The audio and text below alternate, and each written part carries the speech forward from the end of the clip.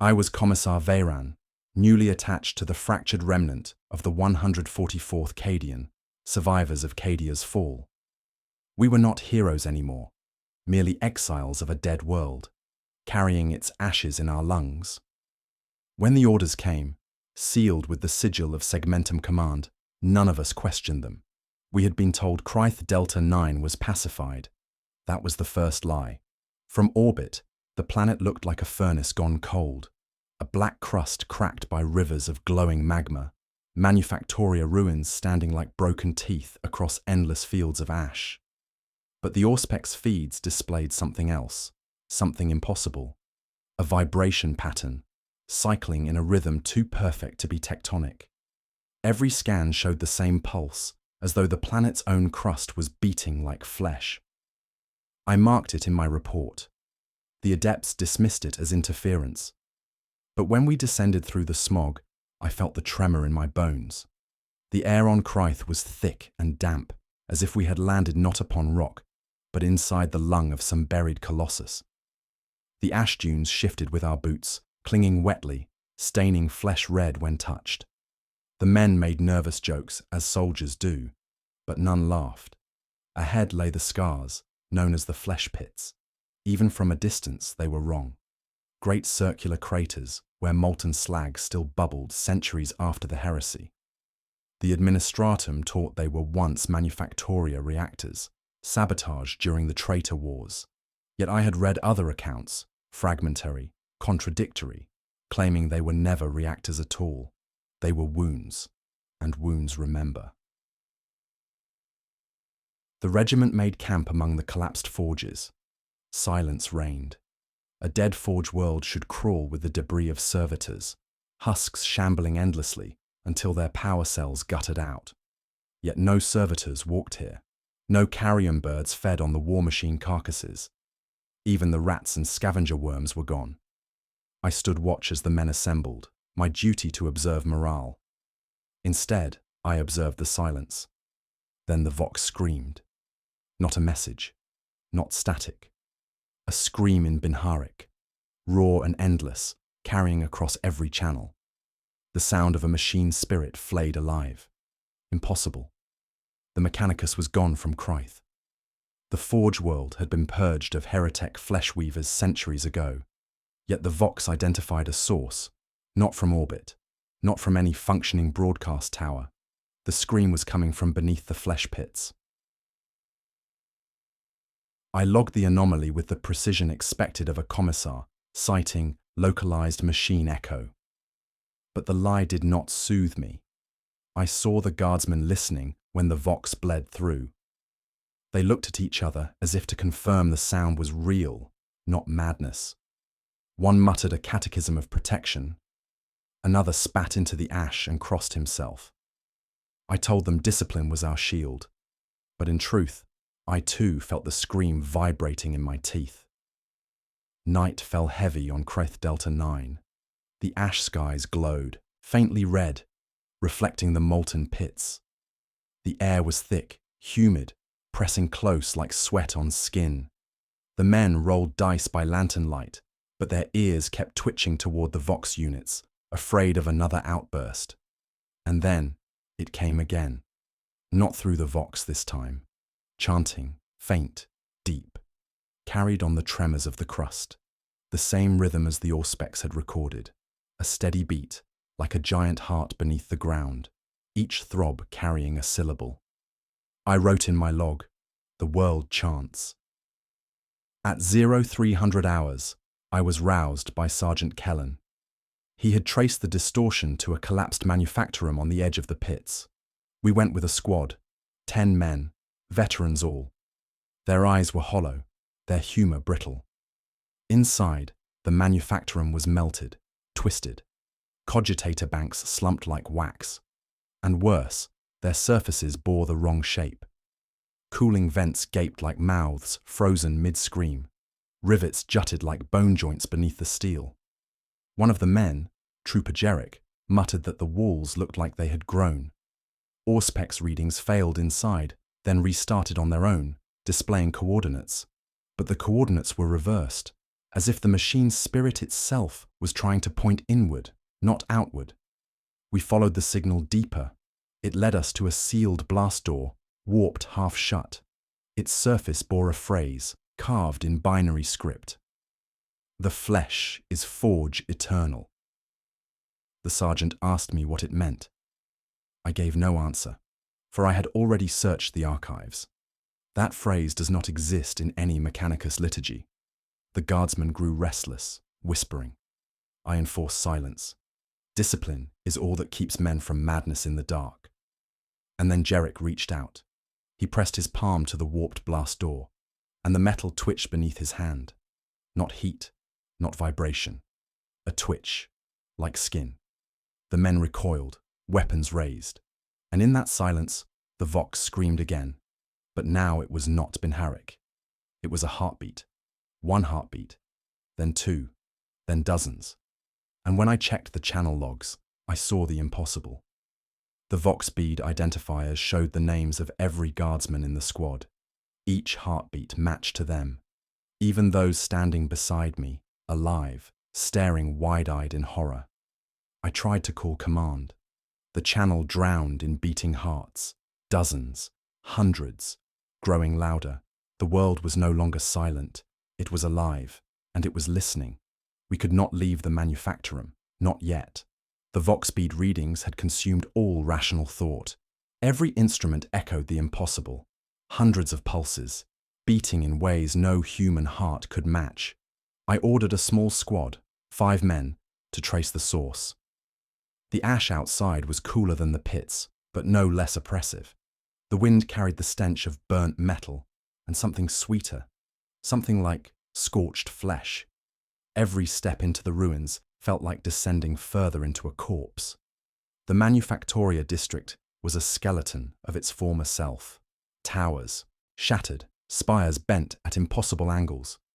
Roofs gaped like open jaws. Broken machinery lay half buried in ash.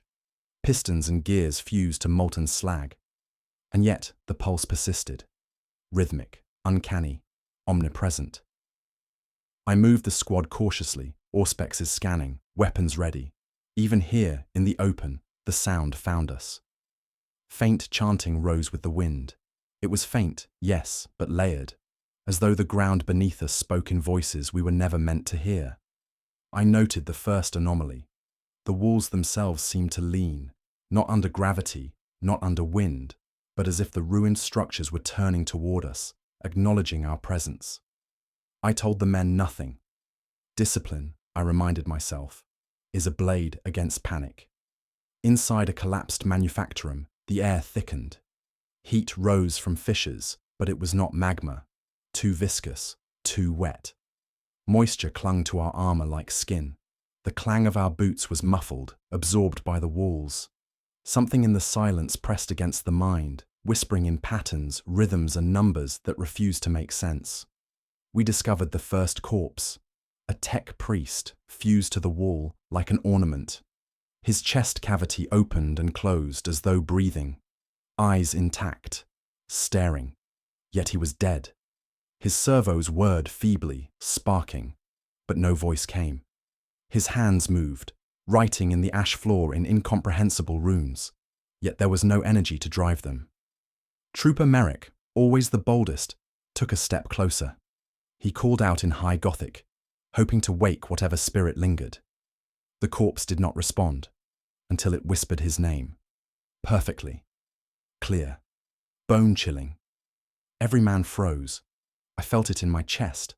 A slow, suffocating pulse, as if the planet itself had begun to weigh on our ribs. The squad argued. Jerick claimed we should leave. Merrick insisted we follow the pulse. I reminded them of duty. Duty binds even the dead to their posts. We advanced. The manufactorum corridors narrowed. Walls were slick. Not rust, not water. Something organic, almost like thin membranes stretched over steel. Auspex readings failed completely. Instruments stuttered and blinked with reversed coordinates, leading us in circles. Every corner we turned, the same shadow stretched before us, but never fully resolved, and the chanting grew louder. It was no longer distant. The pulse was synchronized with the sound of our boots, our breaths, our heartbeats. I realized then, the forge world was alive. Not alive as we understand life. Not even alive as a demon might be. Alive in the sense of an orchestra, conducting us, measuring us, feeding on our fear and our focus. I logged every detail. I am a commissar. I must record. But the weight of the scene threatened to crush me, body and mind. Then came the first real hazard. A corridor suddenly opened beneath us. The ground liquefied into a viscous, translucent substance.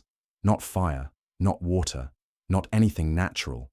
Trooperval screamed as his foot sank, swallowed to mid-calf. The surface solidified instantly, holding him fast. Merrick fired, lasbolt striking the liquid. It responded, rippling like muscle under impact. The sound was deafening, the pulse amplified, resonating through our bones. The liquid throbbed, pushing against him. Jerrick ran forward, yanking Val free. Skin blistered under the effort, but we retreated. We could not outrun the signal. Every pulse now had form, a faint glow beneath the cracks of the floor, shaping itself into veins, arteries, pathways that mimicked human circulatory patterns. I recorded it. I noted it clinically. Pulse network under the floor resembles vascular grid of human thorax. Source unknown. Merrick swore in rage, attempting to fire down the veins. Lasbolts vaporized instantly on contact. The pulses rippled back, vibrating through our armor. One man vomited, convulsing. Another screamed that he could hear his own blood rushing, multiplied into thousands of hearts. I could. The manufactorum ceiling groaned. Fissures spread in unnatural geometry. Heat and moisture poured down. And then the vox cut in again. But this time, it was different. Not a scream, not a chant. A voice. My voice. Speaking in words I had never said. The pulse synced with it. The binary inscriptions on the walls glowed, shifting. The flesh is forge eternal. I barked orders. Troopers froze. The voice continued. Not commands, not threats.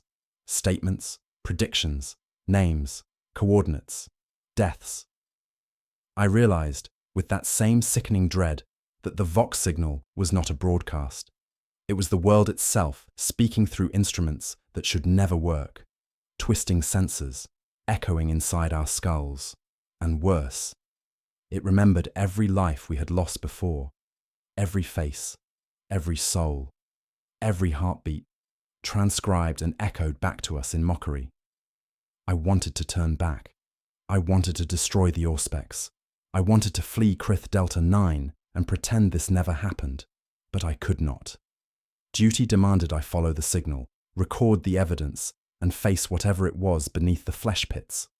The squad huddled, trembling, as the manufactorum floor pulsed once more.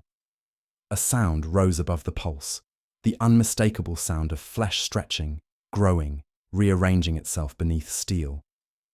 We were walking into a world that had been buried in lies, and buried alive.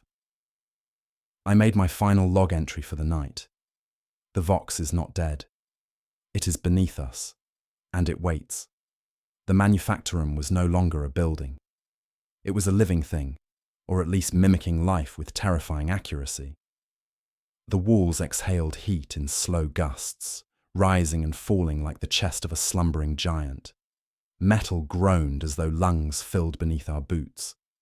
I measured each exhale with my Auspex, but the readings were nonsensical. Pressure, temperature, vibration, all fluctuating in a rhythm I could feel in my teeth. Trooper Jerrick was first to notice the detail no one wanted to see. "Sir, the rivets. They move," he whispered. I observed. They twitched, minute, deliberate, like muscle contractions. One bolt shifted an entire inch in less than a second. Another twisted around itself, knotting into shapes resembling sinew. I had served on many worlds, seen machines bend flesh, seen flesh bend machine. But this was neither. The manufactorum was fusing both, transforming steel into living tissue without decay, without logic, without mercy. I ordered the men to keep formation. They did, trembling. Their laser guns trembled in their hands, although none fired. We were cautious, yet instinctively drawn forward. The pulse beneath the floors beat faster, as if excited by our movement. Auspec's readings flickered, then stabilized, only to display a single phrase: "The flesh is forge eternal." I wrote it in my log, noting in clinical detail the repetition of the phrase. It was no longer a wall inscription. The words rippled across the metal, reshaping, twisting, bleeding into the air like incense. I muttered prayers to the Emperor, my lips forming high Gothic syllables I hoped would shield my mind from the psychic resonance. The squad froze as the chanting began again, this time in tandem with the pulse. It was not random, not chance. The pattern repeated every 12 steps, 12 beats, 12 murmurs. Each repetition altered the air, thickening it, turning our breaths wet and labored. Trooper Val gagged. "Sir, it's breathing," he stammered. Indeed, the manufactorum was inhaling now, slowly, deliberately, drawing in the air and exhaling it with a wet hiss. The walls shifted inward slightly. Ceiling trusses contracted. Metal grating rippled like skin over muscle. The pulse synchronized perfectly with this movement. I had read Mechanicus texts warning of rogue cogitator experiments. This was worse. This was an entire forge, turned inside out, alive. We pressed forward. Fissures ran along the walls, spilling luminous molten veins. They were not magma. Their surface glistened wetly, reflecting the squad in distorted forms. Trooper Jerick tapped the vein with his armored gauntlet. It flexed, sank slightly, and pulsed back. The Auspex registered heat, far beyond survivable levels, but the pulse continued in perfect harmony. I barked orders to retreat, but the paths we had come through were no longer recognizable. Corridors bent in angles impossible for steel to support. Doors led nowhere. Collapsed stairwells twisted into continuous spirals. Every turn was a trap. Every wall a mimic. And then we found the first body, a tech priest fused to a control panel. Half his flesh had fused with the circuitry, veins connected to wires, capillaries to cooling tubes. His servo arms twitched, producing sparks. Yet his face was alive. Eyes darted, scanning, recording, communicating. His jaw moved, but no words emerged. Only sound. The low, wet thrum of his chest fused to the machine's heartbeat. Trooper Merrick stepped forward, swearing in outrage, to strike the creature down. I stopped him. Discipline is all that separates a squad from a death march into madness. The tech priest reached toward Jerick. Its hand, half flesh, half servo, brushed his arm. The touch was electric, almost hot, and it burned a memory into Jerick's mind. Not a memory of his own life, but something foreign, alien, yet intimately known. A ritual, a chant, a sequence of movements. Jerick recoiled, shouting.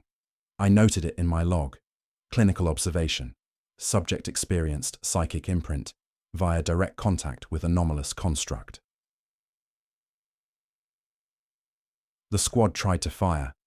Las bolts struck the corpse, glancing off sinew metal fusion, evaporating the flesh in thin clouds, yet leaving the construct's form intact. Every hit rippled through the pulse network beneath the floor. The chanting escalated. I took stock. The manufactorum was alive. The pulse was alive. The tech priest's corpse was a conduit.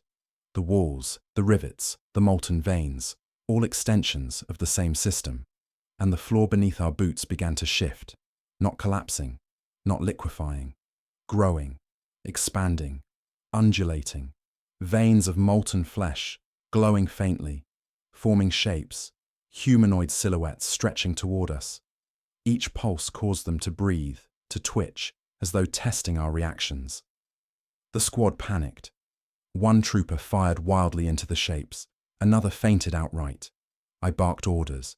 I reminded them, duty above fear, duty above chaos. But the pulse had begun to speak, not words, not vox, numbers, coordinates, names, dates, lifespans, all delivered in sync with the heartbeat. The tech priest's corpse opened its eyes and whispered, "You walk into the forge's heart." A truth I could not deny. We had descended into something older, something buried, something that should have died centuries ago. The squad hesitated. One soldier suggested retreat.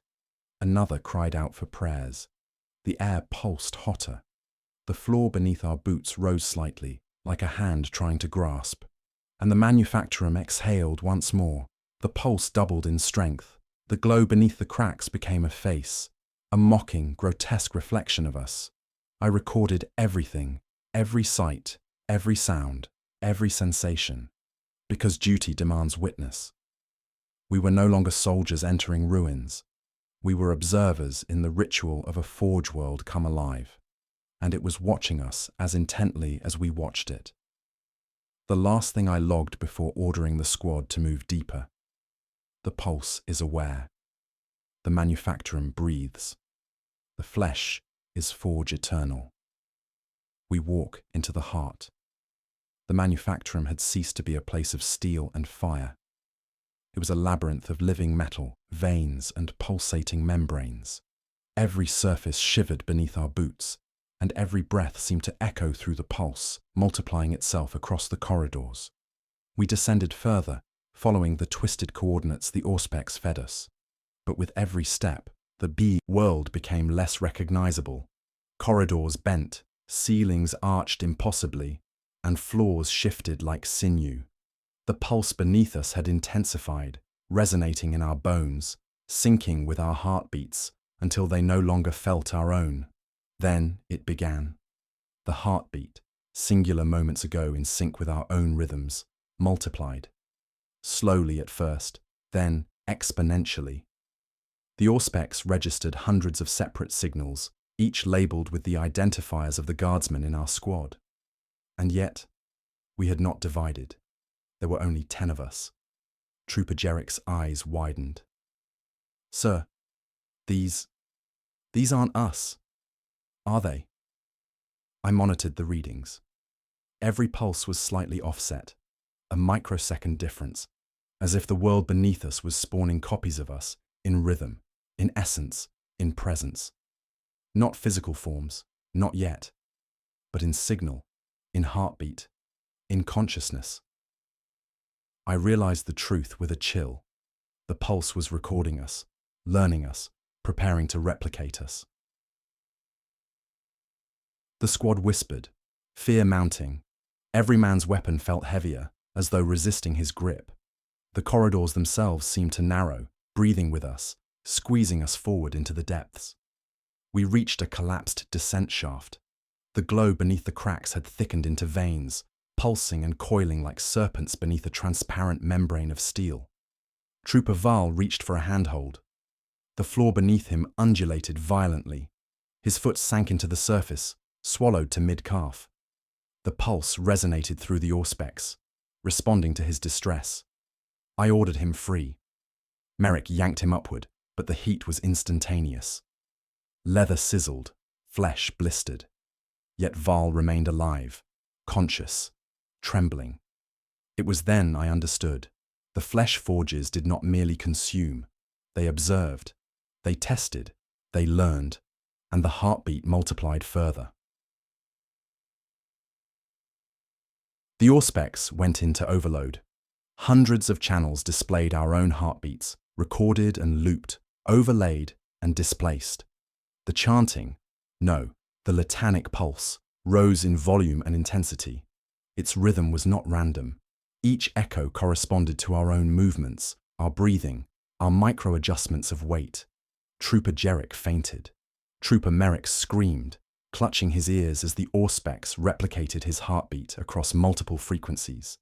Every nerve in my body vibrated in sympathy. The walls themselves began to whisper, not words, syllables in High Gothic, fragmented, reversed, and repeated. Sacrifice, witness, heart, flesh, repeat, eternal. The pulse had become a language, and we were being instructed. We descended into the shaft. The light was faint, red, and viscous. The molten veins beneath our feet shifted to form human-like silhouettes. At first they were indistinct, rippling blurs. Then faces appeared, familiar faces, dead comrades, purged tech priests, soldiers we had left behind on other worlds. And finally, our own. I recorded this clinically.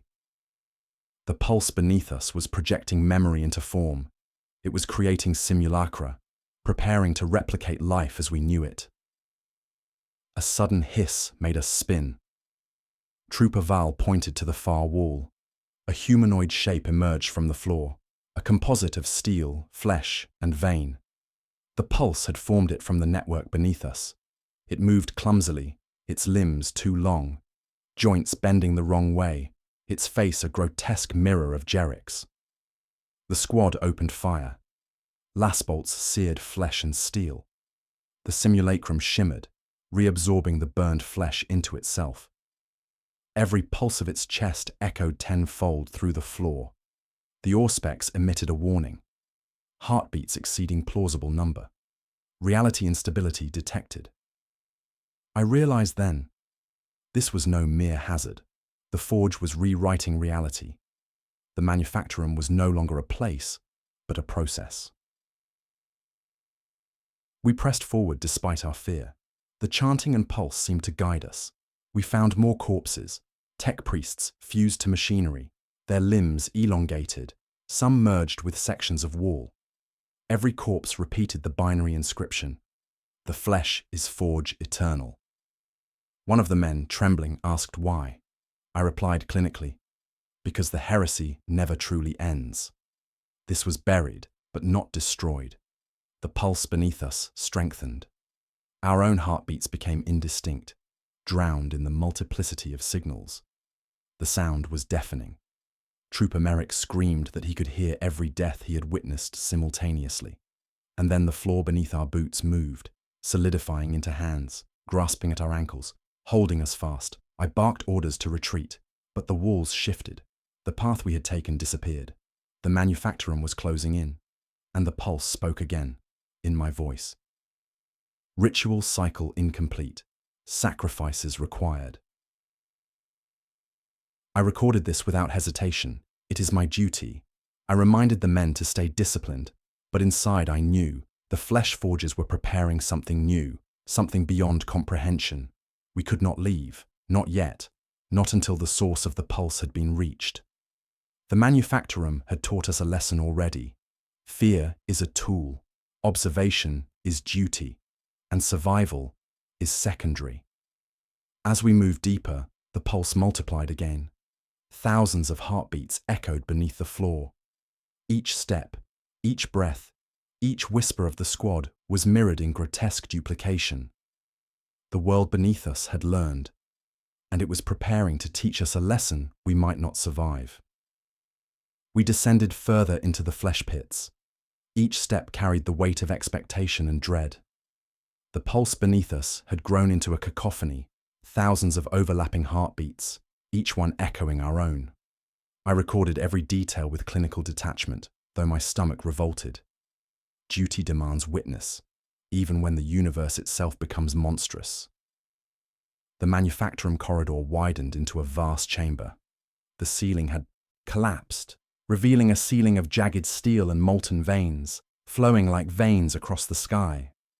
Here, the pulse was strongest, a central rhythm that dominated all the others. The auspex reading stabilized for a moment, then shifted to display a single phrase, "Ritual target located." "Flesh to be perfected," I swallowed, logging the anomaly.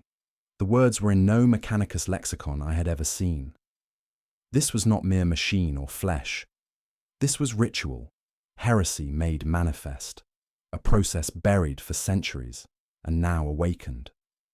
The squad followed silently. Trooper Jeric's knees trembled. He had begun muttering the Imperial creed under his breath, repeating prayers like a mantra against the unnatural presence. Ahead, a pool of molten flesh shimmered beneath the chamber. It was not fire, it was a mass of fused steel and sinew, flowing and twitching like a living tide. Figures emerged from it, half-formed, half-sculpted constructs that seemed to imitate human form. Faces of the dead, soldiers we had buried elsewhere, fused with machinery, stared at us with eyes that flickered like the Auspex itself. "Sir, it's them," whispered Trooper Val. I nodded. Observation was our duty. Fear, while instinctual, must be catalogued and ignored. The pulse became intelligible, not words but a rhythmical pattern, a message embedded within the heartbeat. My mind, unwillingly attuned after days in the pits, began to decipher fragments, coordinates, purpose, ritual, perpetuity. It spoke of the failed Flesh Forges project, an ancient Mechanicus experiment from the Heresy era, designed to transform entire Forge worlds into living machines, fusing flesh, sinew, and cogitator in eternal production. The project was abandoned after catastrophic failure, all records purged. But here, deep beneath Krythe Delta 9, the machinery and flesh had survived. The ritual, incomplete and buried, had persisted, feeding, growing, learning. I logged this meticulously. The squad was silent, too afraid to speak. The air was thick, humid, metallic with the stench of burnt organics. Then we saw it. At the chamber's center, a colossal form emerged from the molten flesh.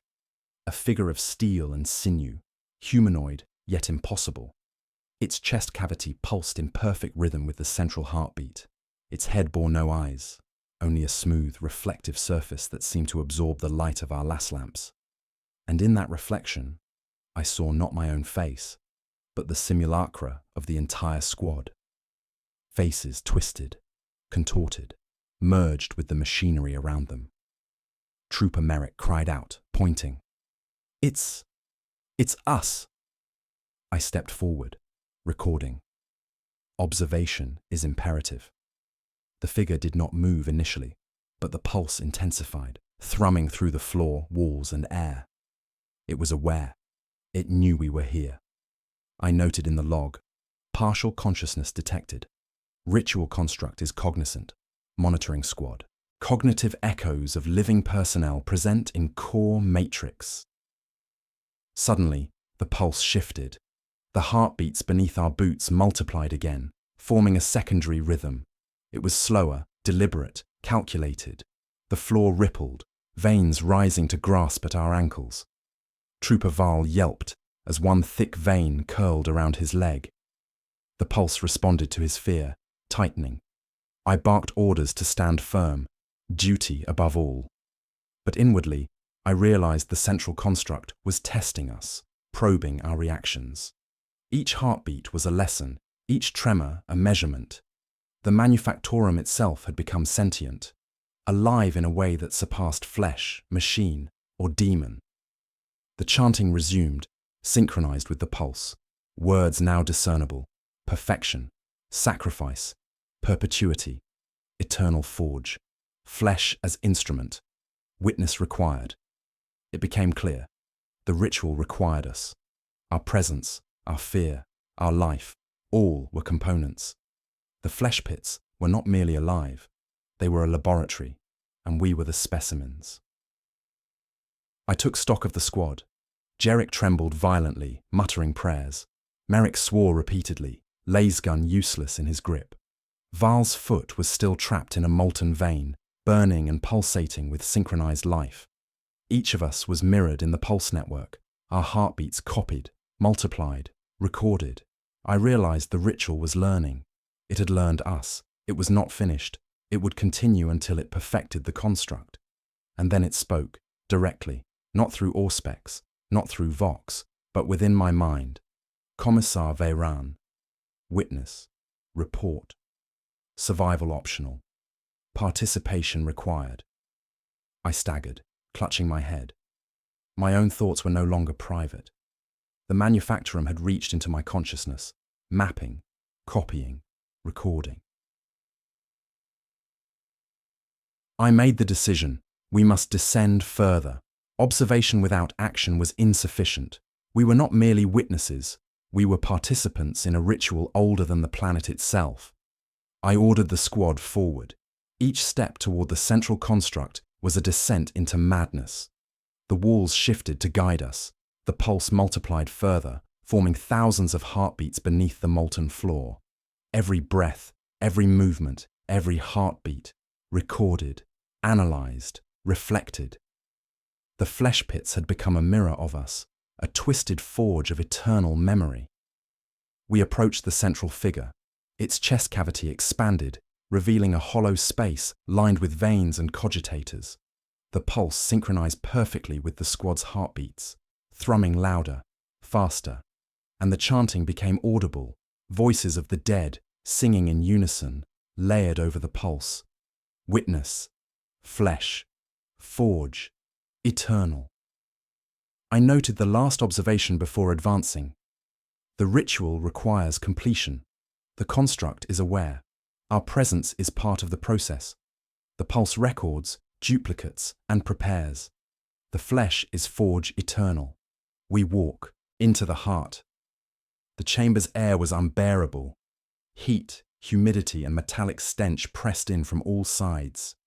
Every breath tasted like molten iron and charred flesh. The pulse beneath us had multiplied again, thousands of echoes vibrating in perfect sync with our heartbeats. Every tremor of the floor, every shift in the walls, responded directly to our fear and hesitation. The construct loomed at the chamber's center, colossal and impossible, its chest cavity a pulsing nexus of veins and cogitators. Faces of the dead shimmered along its torso, each twitching in imitation of life. The pulse network beneath our boots throbbed in response. I realized with growing dread, the flesh pits were no longer merely alive. They were reactive, learning from us, adapting. Trooper Val, still trapped in the viscous floor, struggled to free himself. The veins beneath his leg tightened reflexively with each movement. Lasbolts fired blindly into the network, evaporating portions of the molten tissue. But the reaction was immediate. The pulse accelerated, vibrating through the air, through the walls, through our armor. I barked orders to stand firm. The squad hesitated, frozen between instinctive terror and duty. Every heartbeat, every breath was mirrored in the chamber. The air itself seemed to throb, pulsing in waves that carried sound, vibration, and heat in precise repetition. Then the first hazard struck. A fissure opened beneath our feet. Not a collapse, but a rise. The floor swelled upward, forming rib-like protrusions that stretched toward the squad. Merrick stumbled, caught between two rising arches of molten flesh and steel. The Auspex screamed warnings, reality distortion detected, structural integrity compromised. I grabbed him, dragging him free, but the pulse responded again, faster, synchronized with our struggle. The chamber seemed to measure our strength, our fear, our resolve. The construct shifted. Its chest cavity expanded, revealing a network of smaller conduits, veins of flesh intertwined with servo tubes, glowing with an eerie, almost sentient light. Each conduit pulsed independently, yet harmonized with the central heartbeat. The floor beneath us rippled in resonance, each vein flexing like muscle. Trooper Jerick fell to his knees, vomiting ash and bile. His Auspex readings showed multiple heartbeats, not just his own, but a dozen simulations of him, all in perfect rhythm. The chamber itself was learning us, replicating our physiology, our fears, our very essence. I reminded the squad, duty above fear, observation is imperative.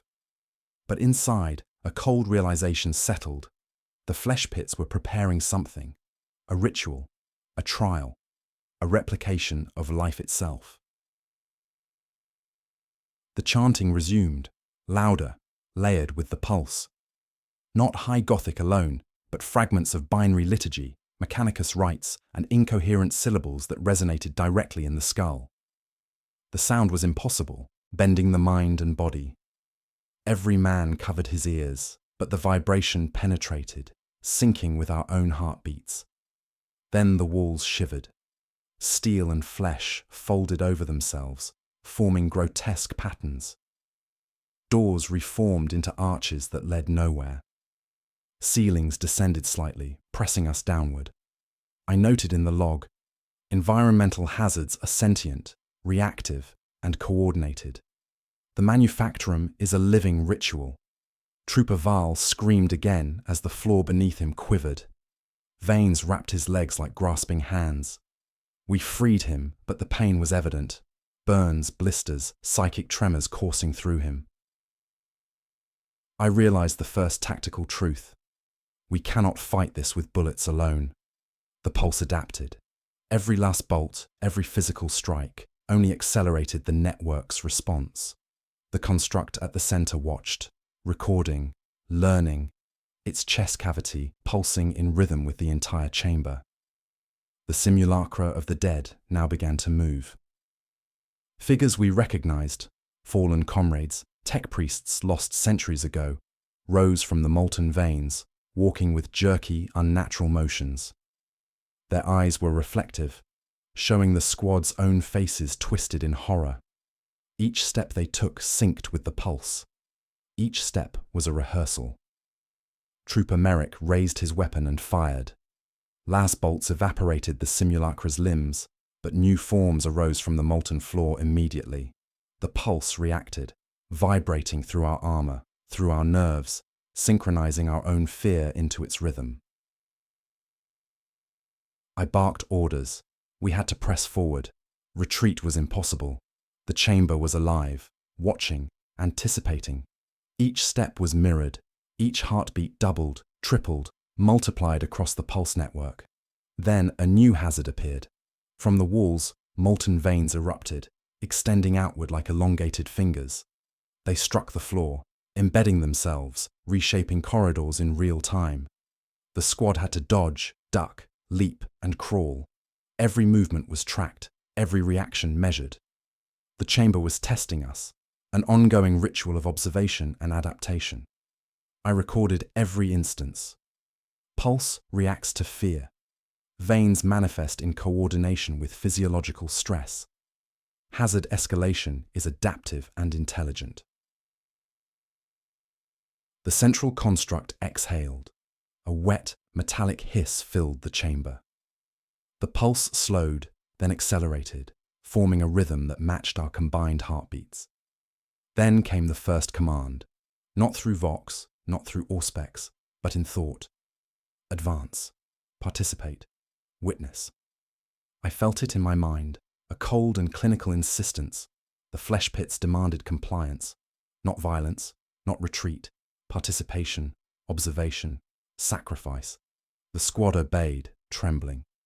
We moved deeper into the chamber, past the simulacra, past the grasping veins, toward the central construct.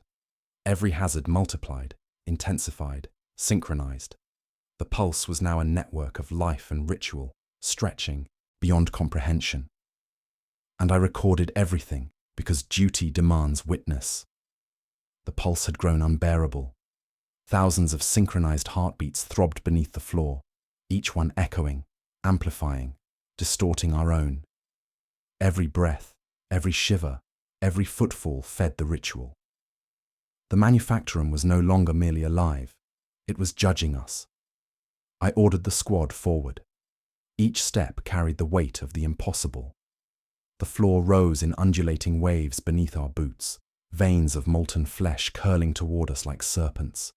Simulacra of dead comrades moved beside us, perfectly synchronized with the pulse, their reflective eyes mocking, recording, memorizing every expression, every heartbeat. Trooper Val stumbled. His burns from previous encounters with the molten veins had blistered further. Yet he pressed on, his lasgun shaking in his grasp.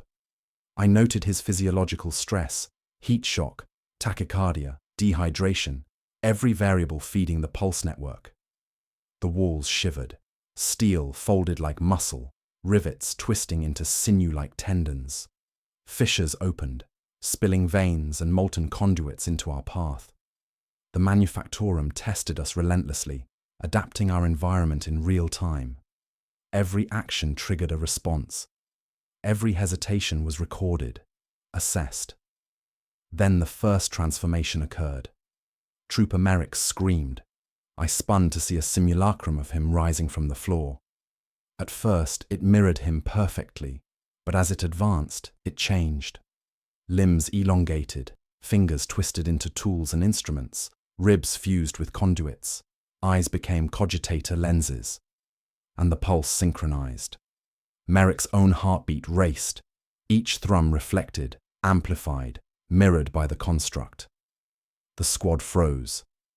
Merrick tried to fire, but his own simulacrum mimicked his actions flawlessly, blocking every strike with grotesque precision. The pulse network thrummed in warning. Identity compromise detected. Replication process underway. I realized the truth with fatal clarity. The flesh pits were perfecting life by replication and transformation. The ritual did not merely observe, it altered reality. It tested, copied, and mutated. Trooper Jerrick collapsed, vomiting. His Auspex readings displayed multiple overlapping heartbeats, each a distorted version of his own physiology. The walls themselves leaned inward, pressing us toward the central construct. Veins rose from the floor, grasping, wrapping, pulsating in time with every micro-adjustment of weight. The manufactorum anticipated our fear. I barked orders. Stand firm. Observation is duty. But the chamber itself fought us. Veins lashed like whips. Molten conduits struck like tentacles. One trooper screamed as his armor fused partially to the floor, skin blistering where metal and flesh joined unnaturally. The pulse network now resonated in our minds. Thoughts were no longer private. The chamber probed, mapping our memories, fears, instincts. Every decision, every hesitation, was mirrored in simulacra that moved with relentless accuracy. And then it spoke, directly into my mind. Trial commenced.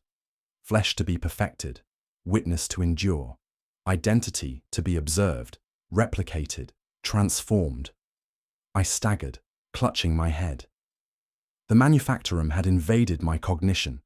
The pulse was no longer external.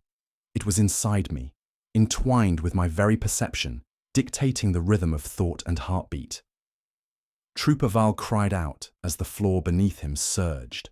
Veins erupted from the molten ground, wrapping around his legs, his torso.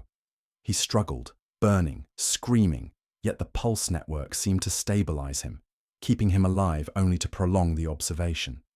I barked orders again. Duty above fear. Advance toward the central construct. Observation is our purpose. Participation is mandatory. The central construct pulsed. Its chest cavity expanded, revealing a hollow core lined with molten conduits and sinew-like steel.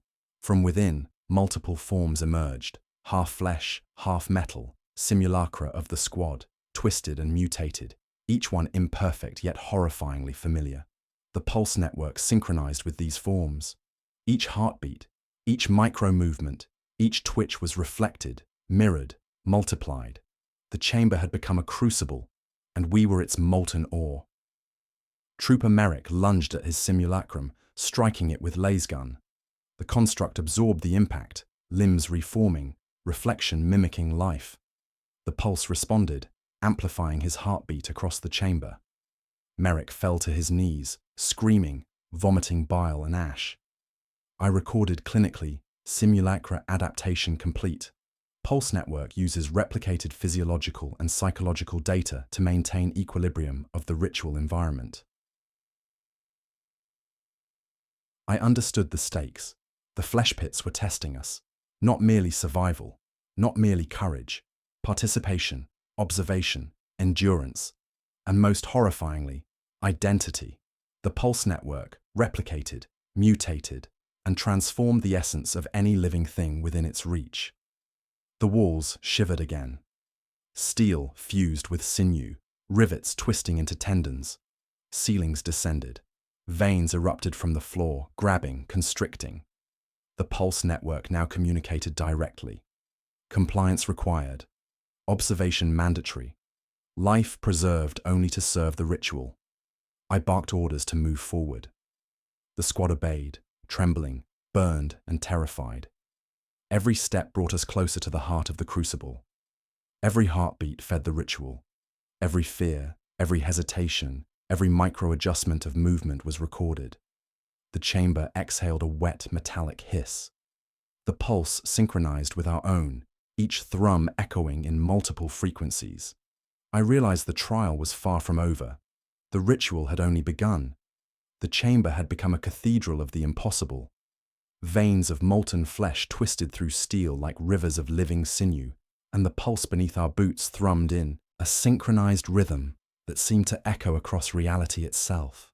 Thousands of heartbeats, each a twisted copy of our own, reverberated in my skull. Every breath, every step, every heartbeat fed the ritual, and the central construct watched. The squad moved as one, a trembling phalanx of burned, fatigued, and terrified men. Trooper Val limped, scorched leg wrapped in the grasp of semi-living veins. Trooper Jerick muttered prayers in stuttering High Gothic, trying to anchor his mind against the intrusive pulse that had burrowed into cognition. Ahead, the central construct loomed like a cathedral of flesh and steel. Its chest cavity, an impossible cavity lined with cogitator conduits and pulsating veins, expanded and contracted in perfect synchronization with the myriad heartbeats beneath the floor. Faces of the dead shimmered across its torso. Tech priests, guardsmen, lost comrades, all distorted reflections of life, recorded and preserved by the ritual. The pulse intensified. Each thrum now carried a message, not in words, but in rhythm and resonance. Participate, witness, survive. Perfection awaits. I noted it in my log. Observation alone was insufficient. The ritual demanded action. Trooper Merrick shouted, firing his lasgun at one of the simulacra rising from the molten floor. The bolt evaporated the construct's limb, but it reformed immediately. The pulse network resonated with his fear, amplifying his heartbeat across the chamber. The Auspex registered multiple overlapping heartbeats, his own mirrored, twisted, and multiplied. I barked orders, hold formation, advance toward the construct. Observation is duty, but the Manufactorum no longer obeyed human logic. The walls shivered, rivets twisting into sinew-like tendons. Ceilings descended slowly, pressing us downward. Veins erupted from the floor, grabbing, constricting, pulsing with a rhythm all their own. Then the first strike of the crucible occurred. Trooper Val's foot, still trapped in the molten vein, fused partially to the living floor. Burns erupted instantly, yet he remained conscious. The pulse network had learned the limits of his physiology, maintaining life only to prolong observation. Merrick lunged to free him, but a simulacrum, grotesque and imperfect, rose in perfect synchronization. Its elongated limbs and twisted cogitator eyes mirrored Merrick's movements flawlessly. The pulse doubled. Every heartbeat, every movement, every instinctive reaction was mirrored, amplified, and recorded. The chamber was no longer a place. It was a crucible of identity, a living experiment testing our endurance, our obedience, our very essence. I realized the truth. The ritual did not merely replicate flesh, it perfected it. It learned from us, measured our reactions, and applied the lessons in real time. Any deviation, any hesitation, any moment of fear became data, shaping the chamber, shaping the simulacra, shaping the pulse itself. Trooper Jerick collapsed to his knees, vomit staining his uniform. His Auspex readings displayed dozens of overlapping heartbeats, distorted versions of his own, echoing across the network. The walls leaned inward, corrugating like muscle. Steel became flesh. Flesh became steel. The Manufactorum had become a singular organism, and we were its subjects. Then the central construct spoke, not through Vox, not through Auspex, not through sound. It entered my mind. Witness, participate, endure, flesh to perfection, heartbeat eternal. The pulse synchronized with my own heartbeat. Each thrum now carried not only rhythm but intent, command, and cognition. My thoughts were no longer private. The Manufactorum had invaded, entwined with my perception. I staggered, clutching my head. Duty demanded observation, duty demanded recording, but survival was secondary. The flesh pits had chosen to teach, and we were its students. Trooper Merrick, seeing his simulacrum rise again, aimed a lasgun directly at the central construct. I shouted a warning. Observation is duty. Every violent act accelerated the pulse, fed the crucible, strengthened the ritual. The construct exhaled, a wet metallic hiss that resonated across the chamber. Veins erupted from the floor, grasping our limbs, pulling us involuntarily forward.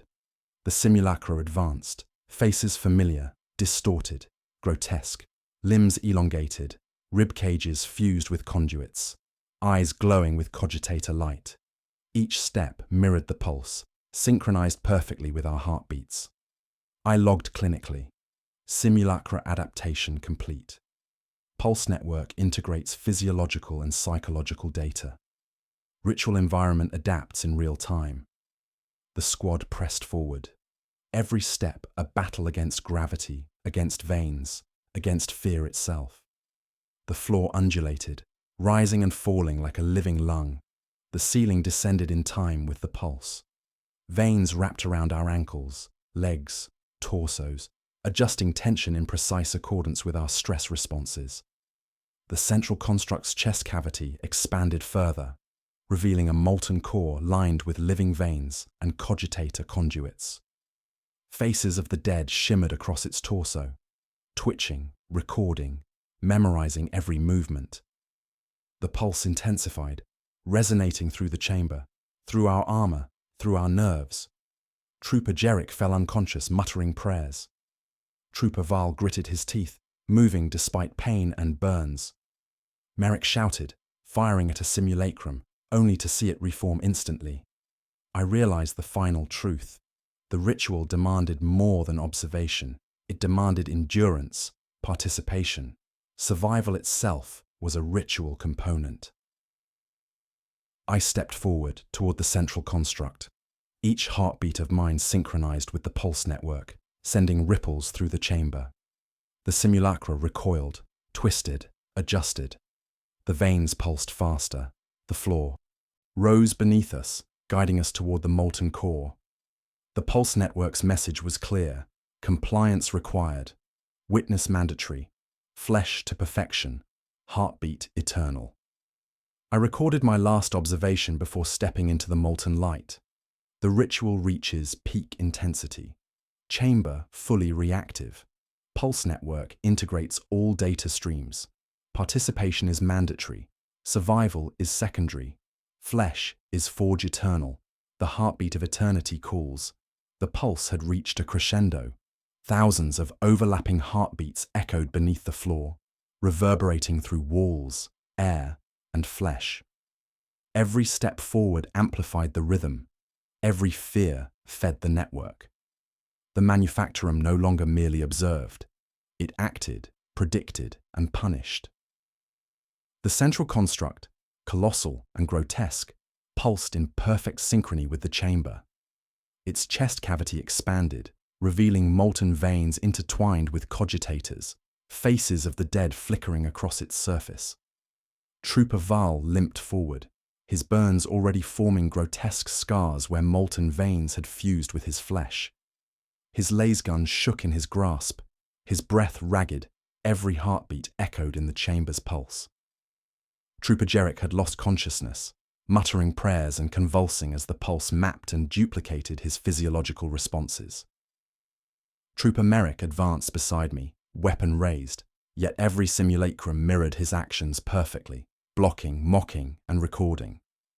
I noted clinically, pulse network fully integrated squad physiology. Simulacra adaptation complete. Chamber now reactive to cognition, emotion, and movement. The first irreversible transformation occurred. Trooper Val screamed as the molten veins beneath him surged, wrapping around his torso. Skin blistered, sinew fused with steel, eyes flickering with cogitator lenses. He remained conscious, but every micro-adjustment of his muscles, Every panic-driven reflex was being recorded, mirrored, and reshaped by the pulse. The chamber itself had become a crucible, forging identity as much as flesh. I barked orders to move, duty above fear. Observation is imperative. But inwardly, I recognized the truth. We were already part of the ritual. Every heartbeat, every breath, every thought had been integrated into the manufacturum's living network. Resistance was futile. Survival alone was meaningless. The central construct exhaled a wet, metallic hiss. Veins erupted from the floor and walls simultaneously, wrapping, constricting, pulsing in perfect rhythm with our heartbeats. The pulse had become a language, not of words, but of sensation, intent, and command. Every step, every movement we made triggered an adaptive response. Simulacra advanced, faces familiar, twisted and grotesque, limbs elongated, rib cages fused with conduits, eyes glowing with cogitator light. Each simulacrum mirrored its living counterpart perfectly, down to micro-expressions and involuntary tics. Trooper Merrick fired. The simulacrum's limbs reformed instantly. Each pulse amplified his fear across the network, strengthening the ritual. I recorded, simulacra now indistinguishable in behavior and physiology, chamber fully reactive to fear, movement, and cognition, ritual intensity escalating exponentially. Trooper Val's transformation accelerated, flesh fused with steel, veins intertwining with cogitators. His cries were both human and mechanical, a grotesque synthesis of life and machine. Yet he remained conscious, aware, terrified. The pulse had claimed him without extinguishing him. Trooper Jerrick convulsed again, vomiting bile and ash. His Auspex readings displayed multiple overlapping heartbeats, distorted, amplified, mirrored, multiplied. The chamber leaned inward, walls breathing like muscle, ceilings flexing like lungs. Steel became sinew, flesh became metal. The manufactorum was no longer a place, but a living organism. I realized with clinical clarity, the ritual was not merely observation, it was perfection through assimilation. Identity, physiology, fear, thought, all were inputs. All were measured, recorded, transformed. Survival was a variable. Participation was mandatory. The pulse spoke within my mind.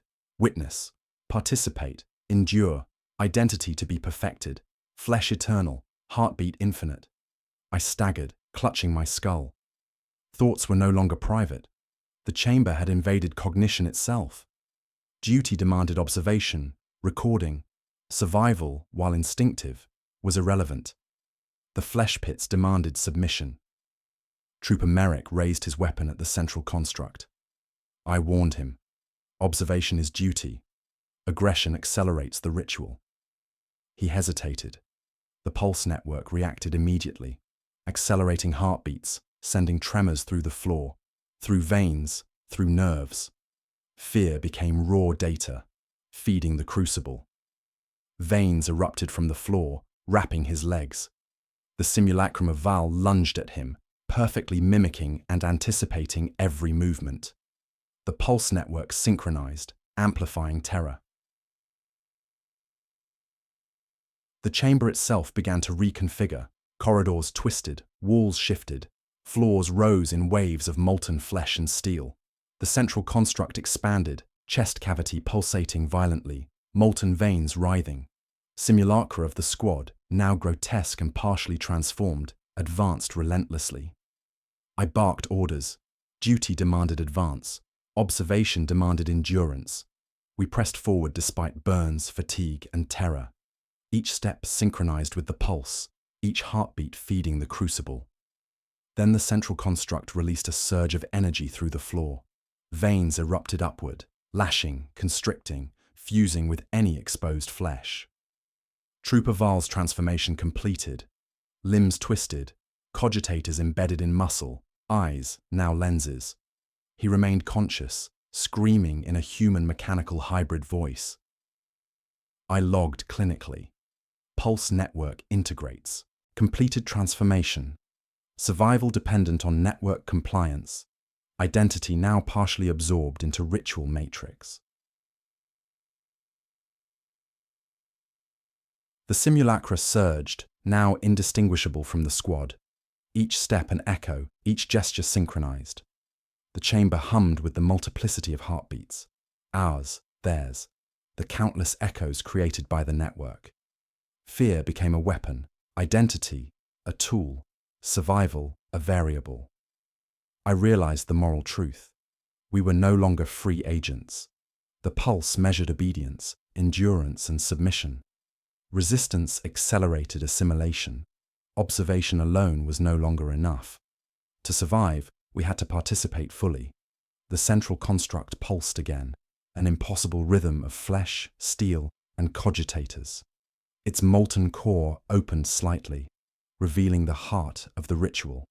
The pulse network's command was unmistakable. Advance, endure, submit, witness. I took a deep breath. Duty demanded forward movement. Observation demanded clinical recording. And inside, I knew, the crucible would claim us all. One way or another, the pulse had become deafening. Thousands of overlapping heartbeats reverberated through floor, walls, and veins of molten flesh. The chamber's air was thick, humid, metallic, and heavy with the smell of burned organics. Every breath, every step, every thought was measured, recorded, and amplified. The manufactorum was no longer a place. It was a sentient crucible, its purpose unfathomable and absolute. The central construct loomed above us, colossal, impossible, pulsating with synchronized heartbeats that echoed across the chamber. Its chest cavity expanded and contracted with a rhythm that matched the pulse network, veins writhing like living serpents. Faces of the dead flickered across its torso, familiar, twisted, distorted. Every simulacrum we had encountered, every reflection of ourselves, was integrated into its form. Trooper Val's transformation was complete. Cogitators fused with muscle, eyes replaced with lenses, limbs twisted and metallic, yet painfully alive. His screams were human and machine, terror and computation, a living testament to the crucible's purpose. Trooper Jerick remained unconscious, convulsing in response to the pulse, while Merrick's simulacrum mirrored his every movement perfectly, obstructing any attack. I recorded clinically.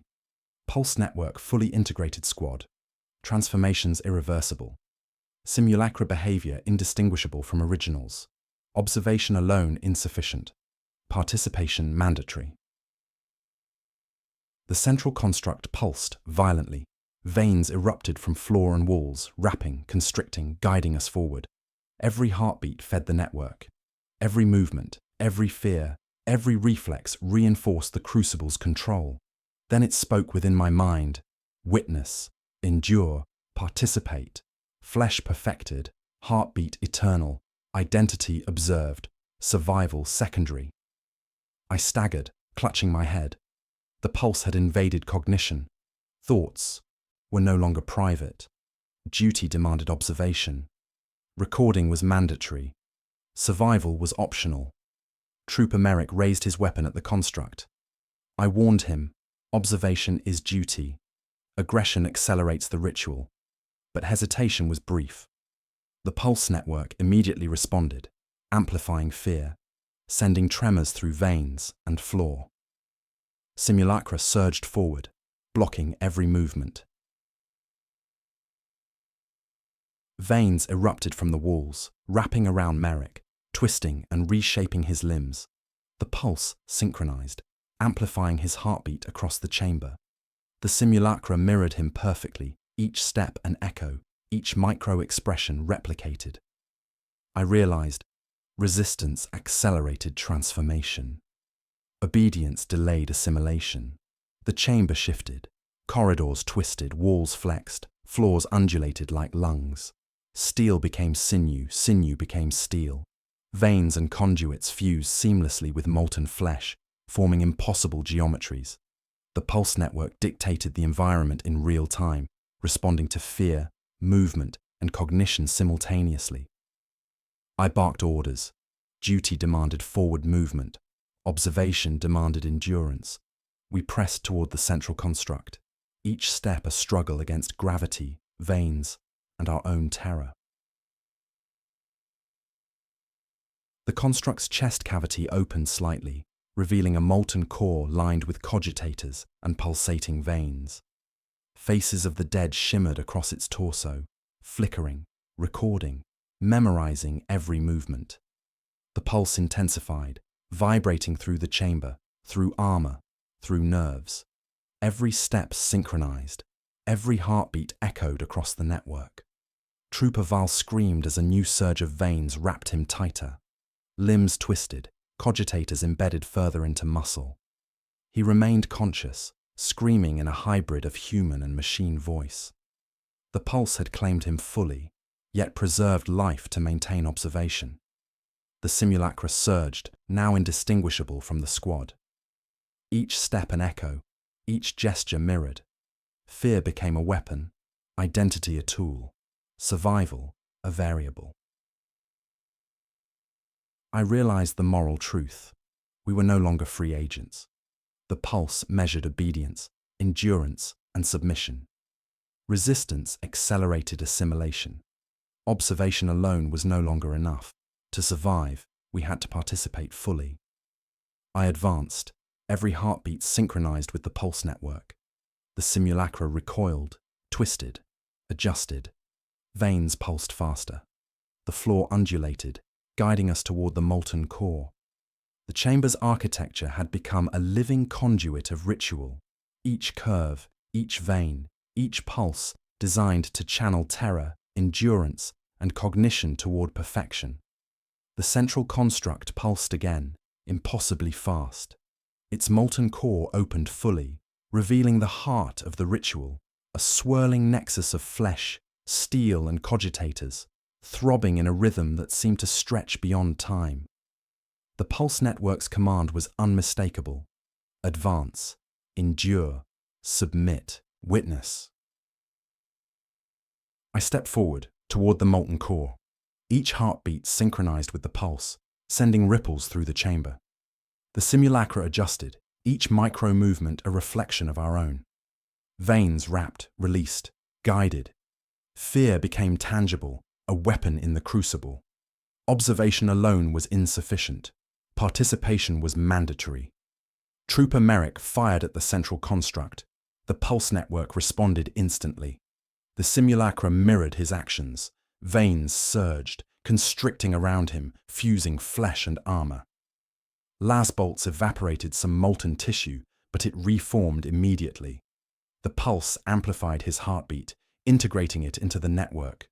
Trooper Val's screams pierced the cacophony, human and machine, echoing through veins and walls. The pulse synchronized, amplifying his terror across the chamber. Identity, physiology, and fear were now fully components of the crucible. I realized the final truth. The ritual did not merely replicate or observe, it perfected. Identity, fear, thought, physiology, all were measured, integrated, and transformed. Survival was secondary. Participation was mandatory. We were already part of the crucible. I advanced into the molten light. Duty demanded observation. Recording was required. Participation was absolute. The pulse network resonated, synchronized, guiding, claiming. Flesh is forge eternal, heartbeat of eternity. The pulse now dominated everything. Every breath, every heartbeat, every twitch of muscle was synchronized with the chamber's rhythm. The manufactorum was no longer a structure. It was a singular, sentient organism. Veins of molten flesh twisted through steel like arteries of living thought. The central construct pulsed violently, chest cavity expanding and contracting with thousands of overlapping heartbeats, each a distorted echo of the squad's own. Trooper Val had become unrecognizable. Flesh fused with cogitators, limbs twisted and metallic, eyes replaced with reflective lenses that gleamed with a synthetic cognition. Yet he remained conscious, screaming, trembling, and fully aware. The pulse had assimilated him without extinguishing him, maintaining life only to prolong observation. Trooper Jerick remained convulsing, his mind partially mirrored in simulacra across the chamber. Merrick's actions were constantly countered by his simulacrum, every micro-movement anticipated and replicated. I realized with a grim clinical clarity, survival was now contingent on full integration. Observation alone was no longer sufficient. Participation was mandatory. Identity was mutable, a variable in the Crucible's calculations. Veins erupted from the floor and walls simultaneously, lashing, constricting, guiding us deeper toward the central construct. The pulse network had reached full integration with the environment. Every step we took triggered an adaptive response. Every micro-expression was mirrored, every heartbeat amplified. Then it spoke, not in sound, but in command. Witness, endure, participate, identity to be perfected, flesh eternal, heartbeat infinite. The words resonated in my mind, synchronized with my own heartbeat. Thoughts were no longer private. The chamber had invaded cognition. Duty demanded observation. Survival, while instinctive, was irrelevant. The flesh pits demanded submission. Trooper Merrick attempted to fire at the central construct. I warned him. Aggression accelerates assimilation. But hesitation was brief. The pulse immediately reacted, amplifying fear, sending tremors through veins and floor. Simulacra surged, obstructing any attack, each step perfectly synchronized with the pulse. The chamber itself shifted violently. Corridors twisted, walls flexed, floors undulated like lungs. Steel became sinew, sinew became steel. Veins fused seamlessly with molten flesh, forming impossible geometries. Every attempt to resist only accelerated transformation. Each step forward fed the network, strengthening the crucible. I barked orders. Duty demanded advance. Observation demanded endurance. Fear became currency. Participation was mandatory. The squad pressed forward despite burns, fatigue, and terror. Every step synchronized with the pulse network. Trooper Val's transformation intensified. Limbs twisted further. Cogitators fused deeper, eyes glowing with synthetic awareness. He screamed, human and machine, each cry feeding the pulse, becoming a component of the crucible itself. The central construct pulsed, impossibly fast. Chest cavity opened fully, revealing a molten core lined with veins and cogitators. Faces of the dead shimmered across its surface, familiar, grotesque, distorted. Every simulacrum we had encountered, every reflection of ourselves, was now part of its form. The pulse spoke again, a language of sensation and command. Advance. Endure. Submit witness. Identity perfected. Flesh eternal. I realized the moral truth. Resistance accelerated assimilation. Observation alone delayed nothing. Survival required full engagement, compliance, and endurance. The crucible did not merely test physicality. It measured cognition, emotion, and fear, integrating all into its network. Trooper Merrick struggled as veins erupted from the floor, wrapping his limbs, twisting him partially into simulacra form. Every heartbeat was amplified, mirrored, and fed into the pulse. Fear became tangible, a weapon wielded by the chamber. The simulacra surged, now indistinguishable from living squad members. Limbs elongated, rib cages fused with conduits, eyes glowed with cogitator light. Every micro-movement, every reflex, every tremor was mirrored, amplified, and recorded. I realized the final horrific truth. We were no longer individuals. We were inputs, variables, components of the crucible. Identity had become mutable, transferable, observed, and perfected. The floor undulated violently, guiding us toward the molten core. Ceilings flexed, walls leaned inward. The pulse intensified, echoing in every nerve, bone, and muscle. Observation alone was insufficient. Participation was mandatory. Endurance determined survival. I took a deep breath. Duty demanded advance. Recording was required. Participation was absolute. Each step brought us closer to the Crucible's heart, closer to irreversible transformation. Trooper Val screamed again. Limbs twisted further, cogitators embedding deeper, eyes glowing with synthetic cognition. He remained conscious, fully aware of the transformation. Trooper Jerick convulsed, partially mirrored in simulacra. Merrick's simulacrum blocked every movement. The pulse network now controlled environment, physiology, and cognition. The central construct pulsed violently, chest cavity opening further. Molten veins writhed in impossible geometries, pulsating in sync with thousands of heartbeats. Faces of the dead shimmered across its surface, each flicker a recording of life, fear, and identity. I realized with grim clarity, the Crucible's trial was now absolute. Observation alone was meaningless. Survival depended on compliance, endurance, and submission. Identity was fluid, mutable, observed, perfected. The chamber had become a living cathedral of impossible geometry. Veins of molten flesh intertwined with steel, walls flexing like muscle, ceilings pulsing like lungs. The air was thick, humid, metallic, carrying the scent of burned flesh and machinery. The pulse had reached a frequency that resonated not just in our ears, but inside our bones, inside our minds. Thousands of overlapping heartbeats echoed across the chamber, each a reflection, a replication, a distortion of our own. Trooper Val had been claimed almost entirely by the Crucible.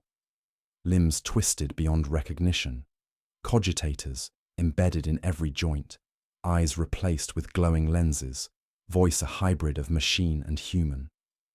Yet he remained conscious, screaming, writhing, and fully aware. Trooper Jerick's body convulsed violently, partially mirrored in simulacra across the chamber. Merrick's movements were constantly obstructed by his simulacrum, each action predicted, blocked, mirrored. I realized with grim clarity, the Crucible no longer merely tested endurance, it consumed identity, remade flesh, integrated cognition. Survival was contingent on full compliance. Observation alone was meaningless. Participation, submission, and endurance were mandatory. Veins erupted from the floor and walls with newfound speed, lashing, constricting, reshaping. The pulse network had reached absolute integration with the environment. Every heartbeat, every micro-movement, every thought was mirrored, recorded, and used to adapt the chamber in real time. The central construct pulsed violently, chest cavity expanding with molten veins writhing inside. Faces of the dead flickered across its torso, familiar, grotesque, distorted. Every simulacrum we had encountered, every reflection of ourselves, had now merged into the construct's form. Then it spoke inside my mind. Witness, endure, submit flesh perfected, heartbeat infinite, identity observed. Survival contingent thoughts were no longer private. The chamber had claimed cognition itself. Duty demanded observation. Recording was mandatory. Survival was now entirely dependent on compliance. Trooper Merrick attempted to fire at the construct. The pulse network reacted instantly. Simulacra blocked his actions, anticipating every micro-movement. Veins erupted from the floor, wrapping him in molten sinew, fusing partially with armor and flesh. Every heartbeat amplified, every fear recorded. Observation was insufficient. Participation was mandatory. The chamber shifted violently. Corridors twisted, walls flexed, floors undulated like living lungs. Steel became sinew, sinew became steel. Veins twisted, reshaping geometry. Every attempt to resist accelerated assimilation. Each step forward reinforced the Crucible. Trooper Val screamed as transformations accelerated further. Limbs twisted, cogitators fused deeper, eyes glowing with synthetic awareness. He remained conscious, a hybrid of man and machine, yet fully claimed by the pulse network. The central construct's chest cavity opened fully, revealing the molten core at the heart of the ritual. Veins writhed in impossible geometries, pulsating in perfect synchronization with thousands of overlapping heartbeats. Faces of the dead shimmered, flickering, recording, memorizing every movement, every micro-expression. I realized the ultimate truth: resistance was futile. Observation delayed assimilation, but compliance alone determined survival. Identity was mutable, a variable in the Crucible's calculations. The ritual did not merely test physicality, it measured cognition, fear, endurance, and obedience. Trooper Jerick convulsed violently, partially assimilated into simulacra form. Every twitch, every fear-driven reflex, every heartbeat was mirrored and recorded by the network. The chamber pulsed in response, accelerating transformations, intensifying the ritual. The floor undulated violently beneath us, guiding the squad toward the molten core. Ceilings flexed, walls leaned inward. The pulse intensified, vibrating through nerves, bones, and armor. Observation alone was meaningless. Participation was mandatory. Endurance dictated survival. Identity was now a fluid, mutable, and observed quantity. I advanced toward the central construct, each heartbeat synchronized with the pulse network. Simulacra adjusted instantaneously, each micro-movement a reflection of our own. Veins wrapped, constricted, guided. Fear became tangible, a weapon wielded by the Crucible. Trooper Merrick struggled, partially fused with his simulacrum. Every micro-movement was mirrored, every action blocked, every thought recorded. Survival depended on compliance, on engagement, on endurance. Observation was no longer enough. The central construct pulsed violently, chest cavity expanding. The molten core roiled with cogitators and veins, faces of the dead flickering continuously.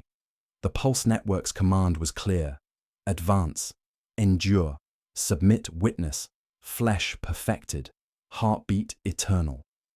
Trooper Val screamed again, limbs twisting further, cogitators embedding deeper, voice now a mechanical human hybrid. He remained conscious, fully aware of the transformation. Trooper Jerick's body convulsed, partially mirrored in simulacra. Merrick's simulacrum blocked every movement. I realized the final, grim truth. The Crucible consumed more than flesh. It claimed identity, cognition, and fear, integrating all into its network. Compliance delayed nothing. Resistance accelerated assimilation. Survival required participation, endurance, and submission. The chamber was a living storm of flesh, steel, and pulse. Veins of molten sinew intertwined with conduits and armor plating, flexing like lungs and twisting like muscle. Every step, every breath, every heartbeat of the remaining squad synchronized with the pulse network, amplified, recorded, and manipulated. Thousands of overlapping heartbeats echoed beneath the floor, through the walls, through every nerve. The chamber was no longer a place. It was a sentient crucible, fully aware, fully reactive, fully hungry. Trooper Val had become a grotesque hybrid of man and machine. Limbs fused with cogitators, eyes replaced with lenses, flesh writhing in impossible geometries. His voice alternated between screaming and synthetic modulation. Trooper Jerick convulsed violently, partially mirrored in simulacra across the chamber. Merrick struggled, partially fused with his own simulacrum. Survival was no longer an instinct. It was a calculated, variable-dependent outcome dictated by the Crucible. I realized with grim clarity, the ritual did not merely observe or replicate. It consumed, perfected, and claimed. Identity, cognition, physiology, and fear were all components of the Crucible. Observation delayed nothing. Survival demanded full participation. Veins erupted from floor and walls, wrapping, constricting, guiding us toward the central construct. The pulse network had achieved absolute integration with the environment. Every heartbeat, every micro-movement, every micro-expression was mirrored and amplified. The chamber itself had become a living organism, responsive to thought, fear, and endurance. The central construct pulsed violently. Its chest cavity expanded, molten veins writhing like serpents of fire and steel. Faces of the dead flickered across its torso. Familiar, grotesque, distorted. Every simulacrum, every reflection of ourselves, was now fused into its form.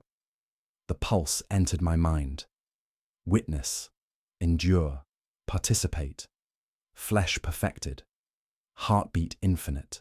Identity absorbed. Survival contingent thoughts were no longer private. Duty demanded observation. Recording was mandatory. Survival depended entirely on compliance. Trooper Merrick attempted to fire his laser gun. The simulacrum blocked instantly. Veins surged from the floor, wrapping his limbs, partially fusing him with molten sinew. Every heartbeat amplified, every micro-expression recorded. Observation alone was insufficient. Compliance was mandatory. The chamber shifted violently. Corridors twisted, floors undulated, ceilings flexed. Steel became sinew, sinew became steel. Veins wrapped, constricted, and reshaped every step. Resistance accelerated assimilation. Each step forward reinforced the crucible. Trooper Val's transformation intensified. Limbs twisted further, cogitators fused deeper. His voice, human and mechanical, screamed a rhythm in synchrony with the pulse.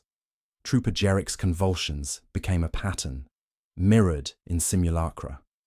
Merrick's simulacrum anticipated every micro-movement. The central construct's chest cavity opened fully, revealing the molten core at the heart of the ritual. Veins writhed in impossible geometries, pulsating in perfect synchronization with thousands of overlapping heartbeats. Faces of the dead shimmered, flickering, recording, memorizing every movement, every micro-expression. The Pulse Network's command was unmistakable. Advance, endure, submit witness, identity perfected, flesh eternal. Trooper Val screamed, body twisting further, limbs reformed, cogitators embedding deeper. He remained conscious, fully aware of the process. Trooper Jerrick's convulsions reached a climax, partially absorbed into simulacra. Merrick's simulacrum blocked every movement. The pulse now dominated environment, physiology, and cognition. I realized the final truth. Resistance was a vector for assimilation. Compliance delayed nothing. Survival required endurance, participation, and submission. Identity was mutable, absorbed, perfected. A choice became inevitable.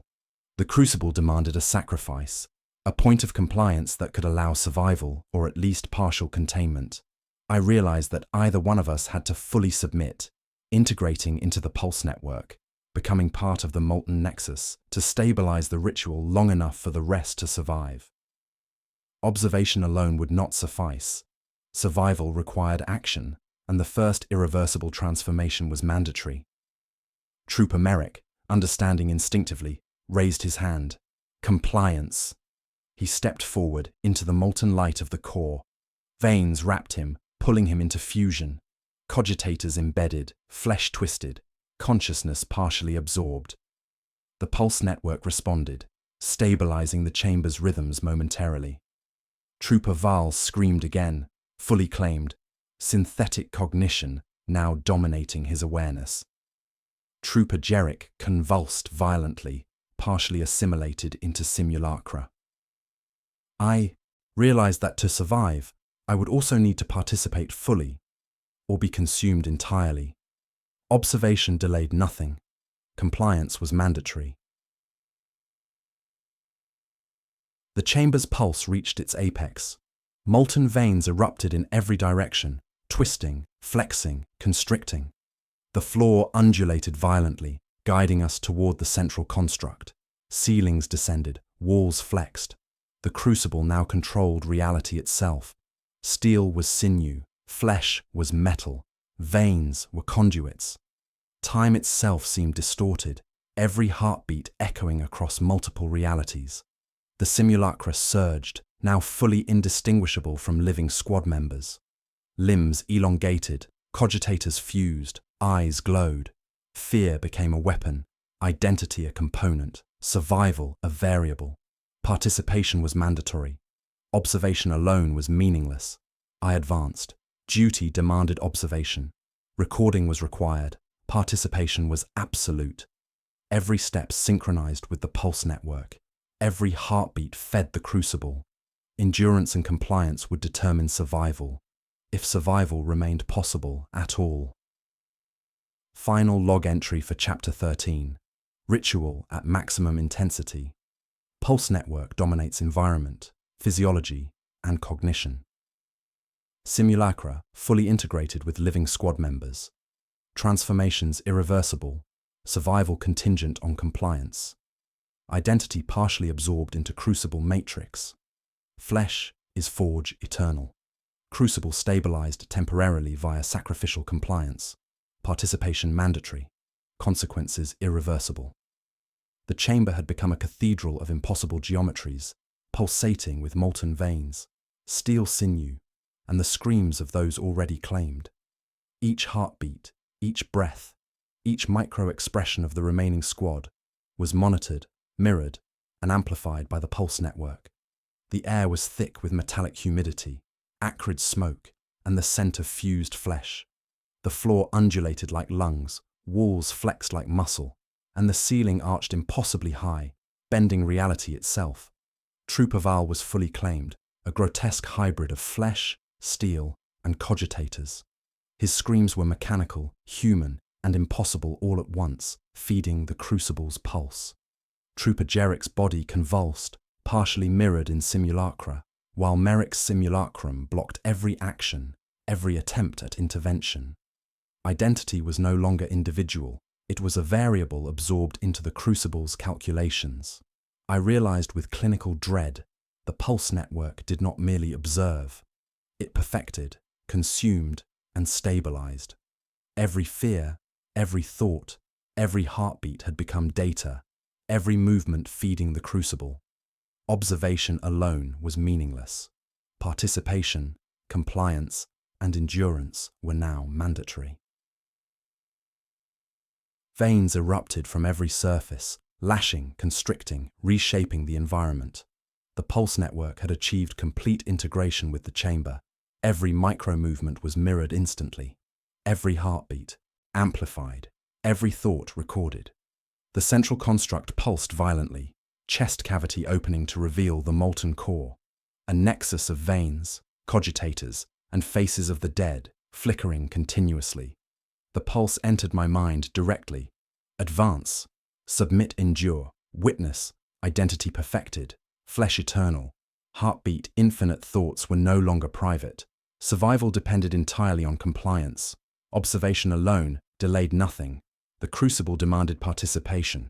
Trooper Merrick, understanding instinctively, had partially submitted in the previous chapter, stabilizing the crucible momentarily. But the network required more. Another sacrifice, another integration, was demanded to reach final equilibrium. The molten core pulsed with an impossible rhythm, pulling us toward it like living gravity. Trooper Val screamed as the network twisted his limbs further. Cogitators embedded deeper, eyes glowing, voice alternating between human and synthetic modulation. Trooper Jerrick convulsed violently, simulacra mirroring every micro-movement. I realized the truth. Resistance accelerated assimilation, but full compliance offered temporary stabilization. The chamber itself shifted violently. Floors undulated, walls flexed, corridors twisted impossibly. Veins erupted, lashing, constricting, and reshaping pathways. Steel became sinew, sinew became steel. The pulse dictated reality, synchronizing with every heartbeat, every breath, every thought. Observation alone was no longer sufficient. Participation was mandatory. Survival now required full engagement, endurance, and compliance with the crucible's rhythm. I approached the molten core. Its heat was unbearable, yet not merely thermal. It burned into cognition, into nerve, into the very perception of self. Faces of the dead flickered continuously, some familiar, some grotesque. Every simulacrum we had encountered, every reflection of ourselves, was now merged with the construct, pulsating as part of its network. The pulse spoke again, not in words, but in command and sensation. Identity absorbed, flesh perfected, heartbeat eternal, submit fully, endure. Witness Trooper Merrick, partially fused with his simulacrum, gritted his teeth and stepped closer. The crucible pulsed violently, pulling him into full integration. His limbs twisted, cogitators embedding, consciousness partially absorbed. Temporary stabilization was achieved, but the pulse demanded more. Trooper Jerrick's convulsions intensified. The simulacra mirrored him perfectly, blocking every attempt to save him. Trooper Val's screams became a rhythm, a heartbeat within a heartbeat, feeding the molten network, reinforcing the ritual's apex. The final choice loomed. To survive, to prevent total collapse, full integration was mandatory. Observation delayed nothing. Compliance was survival's only variable. Identity would be absorbed, cognition rewritten, and flesh reformed. I took a step forward. Duty demanded recording. Observation required endurance. Participation was unavoidable. The molten core pulsed with anticipation, veins writhing, cogitators flickering, faces of the dead shimmering in impossible geometries. The crucible measured my heartbeat, micro-expressions, fear, and resolve. Every action, every thought, every reaction would become data, input, transformed, perfected. The chamber flexed violently, corridors twisted impossibly, floors heaved like lungs, walls contracted and expanded, veins erupted from every surface, lashing, constricting, shaping reality. The simulacra mirrored me perfectly, every micro-movement anticipated, every reaction integrated. Participation was no longer optional. Survival required full engagement. Trooper Val's screams echoed, mechanical and human, a warning and a guide. Trooper Jerrick's convulsions mirrored by simulacra reinforced the rhythm of the molten core. The pulse now dominated environment, physiology, and cognition. Observation alone delayed nothing. Compliance was absolute. Identity mutable. Flesh to be perfected. Heartbeat eternal. I entered the molten light. Veins wrapped, constricted, fused with armor and flesh. Cogitators embedded into my limbs, eyes flickering with synthetic perception. My thoughts synchronized with the pulse. My heartbeat became a note in a 1,000-layered symphony of fear, endurance, and cognition. The crucible's apex had been reached. Survival depended on compliance. Identity would be absorbed, yet fragments remained. Observation, recording, participation, endurance. The ritual had stabilized for now, but the pulse promised continuation. Flesh was the forge, heartbeat eternal, identity absorbed. Final log entry for Chapter 14. Pulse network dominates completely. Molten core apex achieved.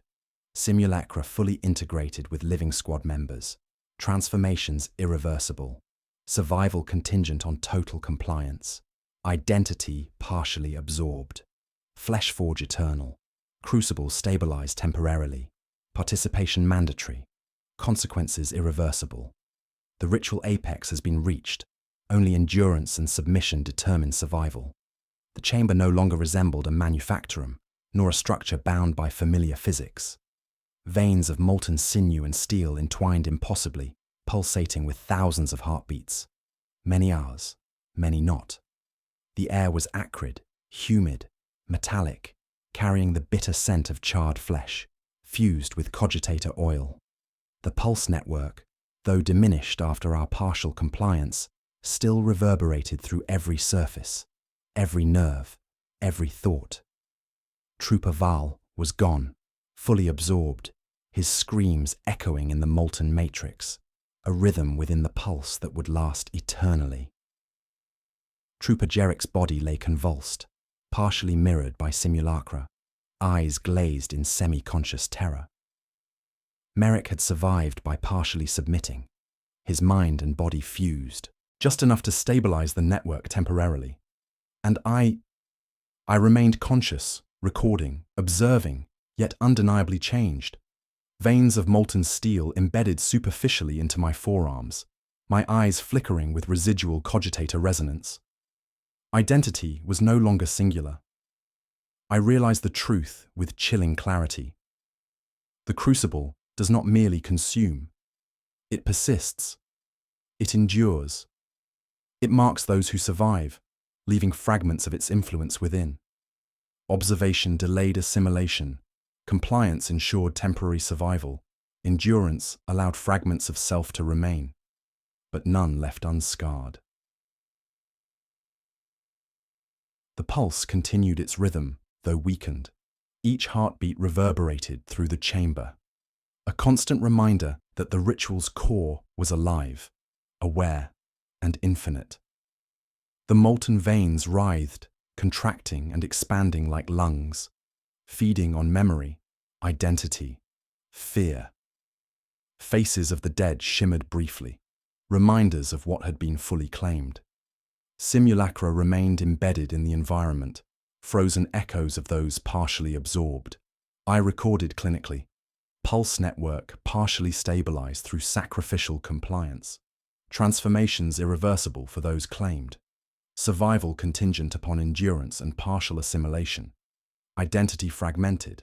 Cognition altered. Observation continues as secondary variable. Crucible persists. Flesh forge eternal. The chamber itself seemed to breathe. Floors heaved, walls flexed, ceilings expanded and contracted like lungs. Veins twisted in impossible geometries, embedding into steel, stone, and flesh alike. The pulse network responded to even the smallest twitch of muscle, the tiniest flicker of thought. Reality had become mutable, observed, and imperfectly stabilized by our sacrifice. Merrick, partially fused with simulacra, sat against a vein-wrapped wall. His movements were slowed, deliberate. His eyes glowed faintly with cogitator light, reflecting the molten core's residual heat. We were both alive, yet neither entirely ourselves. We carried fragments of the crucible within, a permanent, pulsating reminder. I walked slowly through the chamber, each step measured. Duty demanded observation. Recording required endurance. Participation had been fulfilled. The pulse, though diminished, still resonated in every nerve.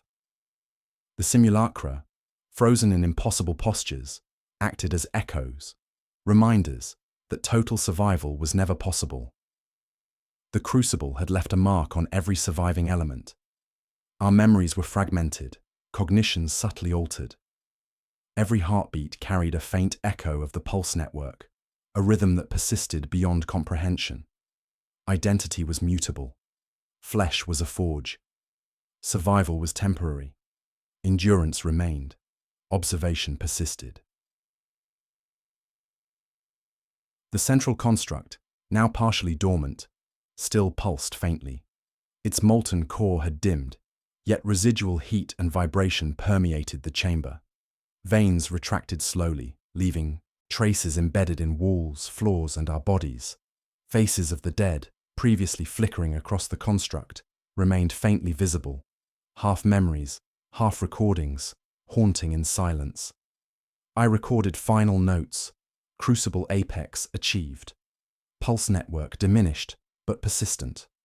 Molten core retains partial activity. Simulacra partially integrated. Transformations irreversible for those fully claimed. Identity partially absorbed in survivors. Flesh forge eternal.